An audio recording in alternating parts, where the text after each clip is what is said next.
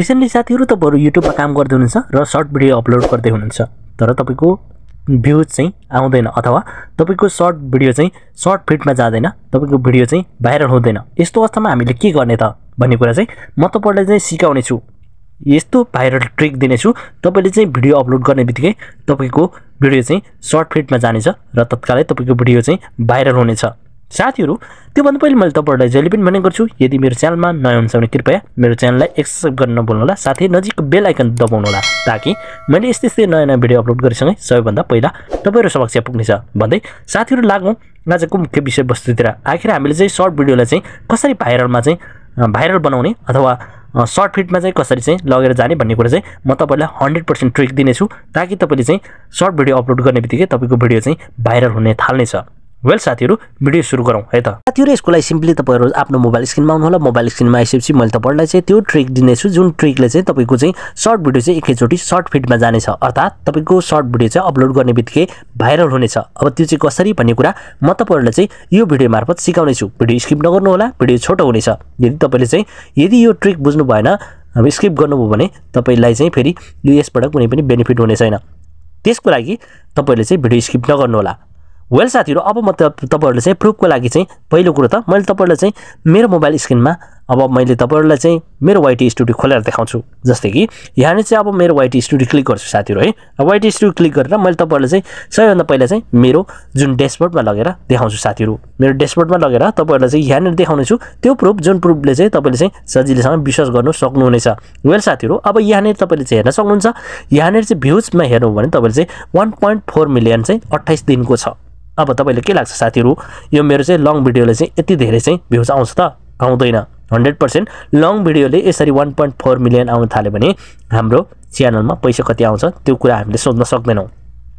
यो भनेको सरसर सर्ट भिडियोबाट मेरो भ्यूज आएको कसरी भन्ने कुरा अब फेरि म तपाईहरुलाई चाहिँ कन्टेन्टमा गएर क्लिक गरेर देखाउँदै छु। अब कन्टेन्टमा तपाईले हेर्नुभयो भने साथीहरु यहाँ हेर्न सक्नुहुन्छ मेरो चाहिँ भिडियोमा चाहिँ तपाईले चाहिँ लङ भिडियोमा तपाईले हेर्नुभयो भने 55 गएको छ, 80 गएको छ, 82 गएको छ, 68 गएको छ। यसरी चाहिँ लगातार भ्यूज हेर्नुभयो भने तपाईको चाहिँ भ्यूज इभन 100 पनि पुगेको छैन।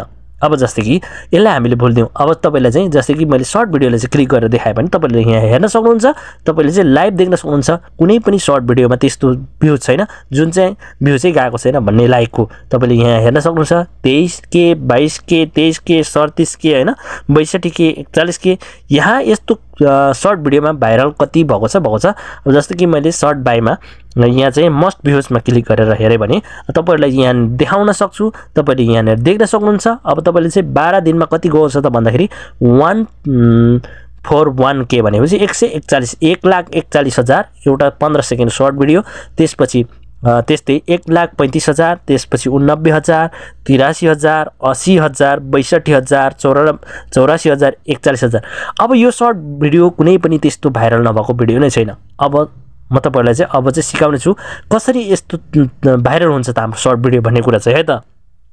त्यसको लागि सिम्पली मैले तपाईहरुलाई चाहिँ यहाँ आफ्नो युट्युब चाहिँ क्लिक गरेर देखाउँछु। अब जस्तो कि तपाईले चाहिँ यसरी चाहिँ युट्युब क्लिक गर्नुहुन्छ। यसरी युट्युब क्लिक गरिसकेपछि तपाईले चाहिँ यहाँ प्लस आइकनलाई क्लिक गर्नुस्। यहाँ प्लस आइकनलाई क्लिक गरिसकेपछि तपाईले चाहिँ यहाँ भिडियो अपलोड गर्ने एउटा चाहिँ जुन चाहिँ अप्सन पाउनुहुन्छ तपाईलाई थाहै छ हैन। तपाईले चाहिँ सिम्पली अब जस्तै कि मैले चाहिँ यहाँ एउटा यो 23 सेकेन्डको भिडियो चाहिँ मैले लिन्छु हैन। अब जस्तै कि यो वुमन फुटबलको 23 सेकेन्डको मैले भिडियो लिन्छु। अब यसरी तपाईले चाहिँ भिडियो लिनु सर्ट भिडियोलाई चाहिँ लिनुस्। सिम्पली लिएपछि तपाईले नेक्स्ट गरिदिनुस्।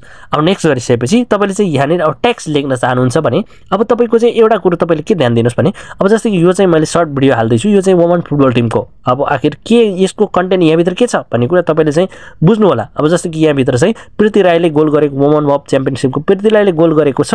त्यही अनुसार चाहिँ मैले यहाँ सिम्पली लेख्दिन पनि सक्छु हैन। यहाँ चाहिँ सिम्पली लेख्दिन पनि हामीले चाहिँ सक्छौं। यहाँ टेक्स्टमा गएर चाहिँ हामीले लेख्न सक्छौं सजिलैसँग। अब प्रीति राईको चाहिँ गोल भनेर चाहिँ लेख्न सकिन्छ तर मैले लेखिन किनभने अब भिडियो लामो हुन सक्छ। अब त्यसपछि तपाईले चाहिँ यहाँ नेक्स्ट गरिदिनुस्। अब जस्तै कि मैले चाहिँ यो तपाईहरुलाई एक्जाम्पल मात्र दिएको। तपाईले टेक्निकल सिकाउनुहुन्छ भने टेक्निकलको चाहिँ माथि हेडलाइनमा चाहिँ ठुलोबाट यसरी लेख्नुस्। अब हैन भने तपाईले जस्तै कुकिङबाट चाहिँ सिकाउनुहुन्छ भने कुकिङको तपाईले चाहिँ माथि ठ्याक्कै हेडलाइनमा चाहिँ माथि तपाईले चाहिँ लेखेर राख्नुस्। अब त्यसपछि तपाईले चाहिँ यहाँ सम्पूर्ण कार्यहरु त्यो गरिसकेपछि तपाईले मेन पोइन्ट यहाँ ध्यान दिनुपर्ने भनेको चाहिँ के छ भन्दाखेरि चाहिँ तपाईले यहाँ क्याप्सन जुन छ क्याप्सनमा तपाईले चाहिँ अब टाइटल लेखिन्छ नि त।